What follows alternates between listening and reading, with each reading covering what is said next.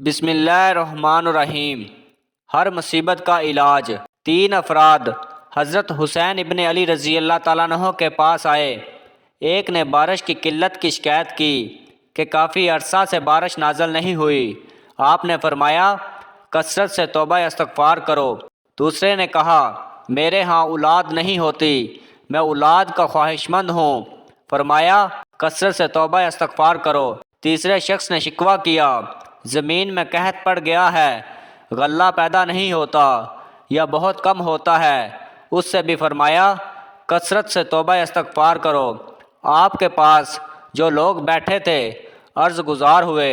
نواسۂ رسول صلی اللہ علیہ وسلم تینوں افراد مختلف شکایات لے کر آئے، مگر آپ نے ایک ہی جواب دیا۔ فرمایا کیا تم نے اللہ تعالیٰ کا فرمان نہیں پڑھا ہے؟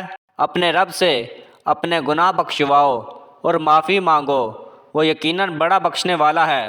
وہ تم پر آسمان کو خوب برساتا ہوا چھوڑ دے گا اور تمہیں خوب مال و اولاد میں ترقی دے گا اور تمہیں باغات دے گا اور تمہارے لیے نہریں نکالے گا۔